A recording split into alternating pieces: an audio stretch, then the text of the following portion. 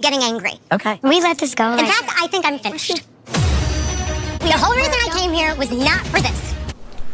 What's up, y'all? It's Brian Keith, and I'm back with another video. And today, we're going to talk about the Real Housewives of Salt Lake City. And Bronwyn, we're going to have to talk.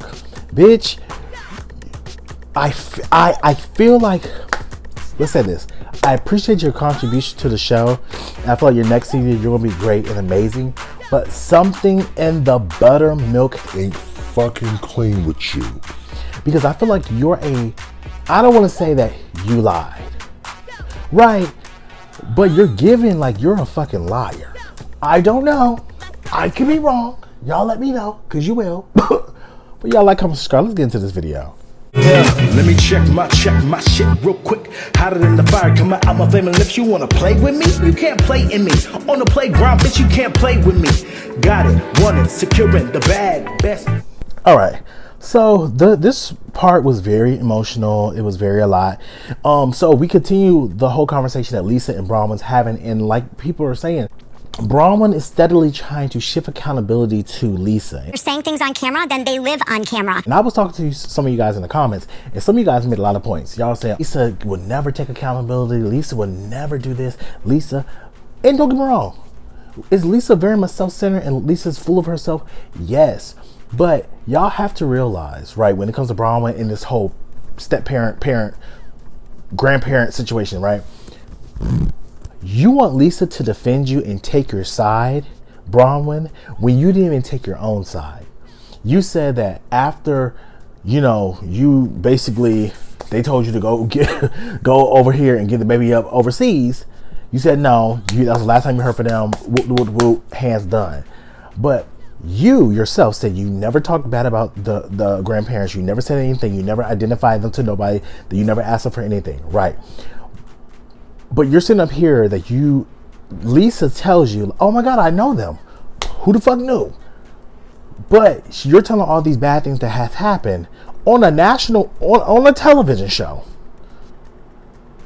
And now you're like, Lisa, you supposed to have my back. You're my friend. You're supposed to hear with me. But you didn't. You can't even see my side and defend me. What is there to defend?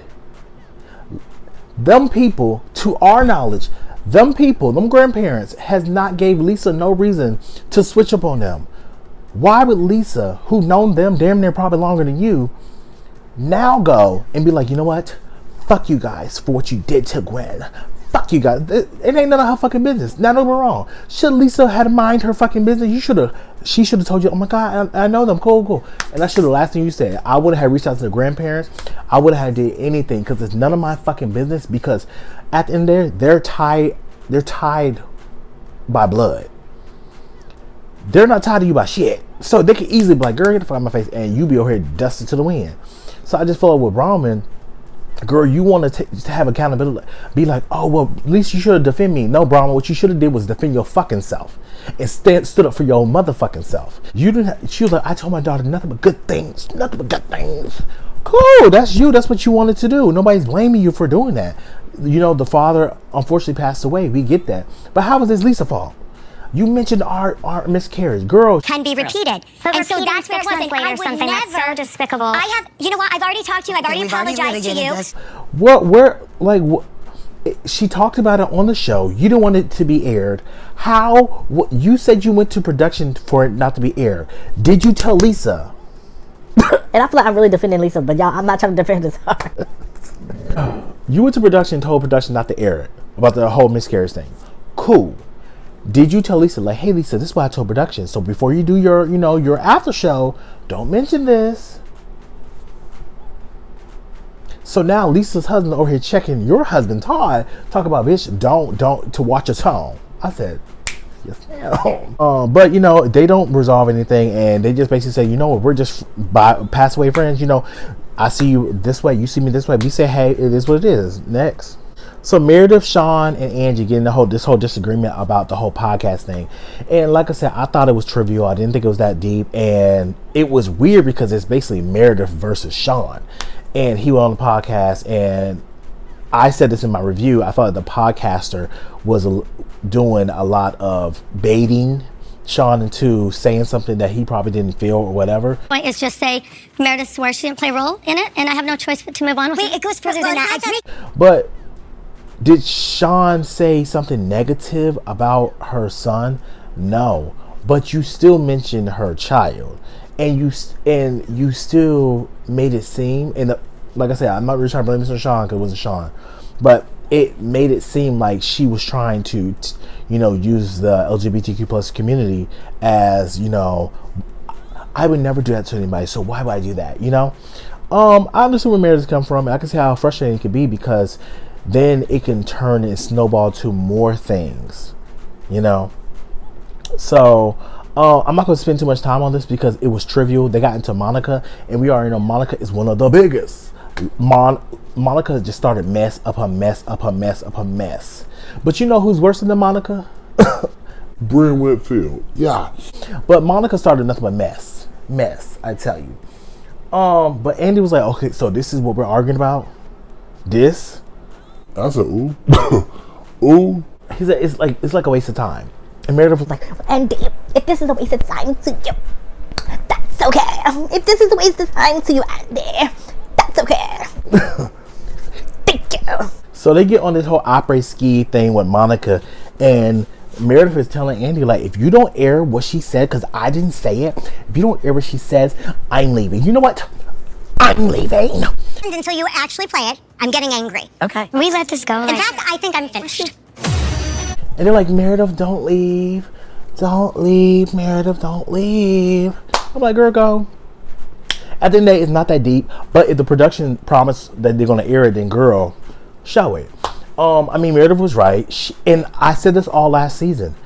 They held Meredith to the fire for no reason. Because Meredith didn't do none of that shit. All that shit was Whitney and Monica. Whitney brought Monica over at that whole event that had the little, the frozen penis thing. And they brought Monica over to Angie and said, there's a rumor going around, your husband's sleeping with other guys. That was Whitney gassing up Monica to tell Angie. Well, nobody remembers that. Whatever. But somehow, some way, it was Meredith, because Meredith was talking about it with her on that flight back from Palm Springs. And Monica, was like, oh, well, Meredith said it. And then when you went to the whole Greek Easter, it was like, Meredith did not say that. No, she did not. I didn't say she said that. You're a fucking liar, bitch. Causing hell and chaos still. I hope y'all give her a check, though. Heather questions Bronwyn. We segue over to Bronwyn again. And Heather was like, okay, so you and your husband, y'all went through your ups and downs. Like, so what happened with the emotional affair? Bronwyn was like, well, it wasn't really like an emotional affair. It was like more like, we went through some hard times. We went through hard times together. Yeah, babe. Yeah, babe. Yeah, babe. We went through some hard times together, and he was just not emotionally available to me. Conversations with, and I felt like there was conversations that went further than I would have had with someone. Bronwyn, when they were on the boat, come on. And I said, bitch, that's not what the fuck you said. What you said, Bronwyn, was your daughter. And mind you, Todd sitting in the back looking like, what in the fuck? You know how you try to smile through some shit like, what in the fuck is Bronwyn talking about? I cheated. He was looking like, what? Because Andy was like, well, Todd, how do you feel about Bronwyn bringing up that you had an emotional affair on her? Todd was like, anything she brings up, I wouldn't want her to bring that up. Well, I have to apologize because I haven't seen it. Okay. We talked about it, and it's just hard to watch. She was like, well, he understands where we're coming from. Like, he understands me, and we're trying to move forward in the best possible way. And he loves me very much right now, and we're doing so much. We had a new engagement ring, 5 diamonds for 5 promises. You see, so I'm like, what the fuck is going on? And I'm happy that Heather reeled her back in, because she said, that's not what the fuck you said, bitch. What you said was he had an affair on you, and we all rallied behind you. And I'm happy that Meredith and Lisa came in and said, because you got with these bitches, and I keep saying bitches, I'm sorry. You got with these ladies, and you over here talking about, oh, you see how they try to take Todd's side? If he didn't cheat on you, why was there a side that's to take? Babe, you wept and said he had been disloyal. You had caught him in an affair. If he didn't do nothing fucking wrong, why was there a side? Oh, you saw how they took Todd's side? And then the other girls alluded to the fact that Meredith and Lisa were cheating. And you were like, yeah, they're trying to take Todd's side. So, Brahman, you need to explain, because this don't make no sense to me. Because right now, you seem like you over here pumped out a fake situation to use Lisa to use a situation because you were already going through a situation with Lisa. You was trying to evoke some type of sympathy to get the girls on your side, to get the heat off of you, and make people start feeling, well, because at this point, people were questioning your authenticity on that fuck ass boat. And you're just like, y'all don't ask me none of my real questions. Y'all don't ask me why my husband over here cheated on me, the infidelity in my marriage. That's what you said on the boat, Bronwyn. Has anyone asked me about the real stuff I've gone through with Todd and the infidelity that we have had in our situation? So where the fuck are we coming from with this shit? Because you pissing me off. Because we're over here, and if it was me and I was on the boat, I was like, girl, I over here stood up for you. I had your back. But you're over here saying that it didn't happen. That's not what it is. That's not what it is right now. Are you saying that because your husband's right behind you? And you know when you get back in the restaurant, he's going to knock your I'm joking. But, Brahman, you seem like you are lying. And Todd, the way his body language is, the way his face is looking, he probably thinking like, what the fuck are you talking about? And I wish he would have said that, because we would have clocked it right then that she's a flying ass bitch. Period. But after the girls over here ragtag Bronwyn and she had nothing to say, cat got your tongue? It does. After all that, we get on Mary and her son. Girl. Came to rehab. Talk to me about that. When he came back, what's been life like after rehab? Good. Mary is so brave and so strong, and I'm happy that she shared this story with us. All the girls get emotional. Andy get emotional. Addiction is a disease, and it's I feel for Mary, but I'm happy that she was able to give her son the space and the opportunity to bring awareness to this, and also get help as well.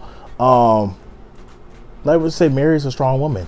You know, she talks to Angie. She talked to Angie, and they bond about, you know, where they're at in their friendship. But also they segue over to Meredith, because Meredith is sitting around, because they're like, you know, you're my best friend. She's the only girl in this group that loves me. Angie is the only girl in this group that gets me. And I'm just like, well, fuck Meredith. So Meredith was just like, He was like, Andy was like, Meredith, how do you feel? She's like, what? It's kind of interesting because I felt like I was close to Meredith. And Mary's just like, well, I mean, we have a different type of friendship, which the girls love saying that. Okay, we can have a different type of relationship, but we went through ups and downs, granted.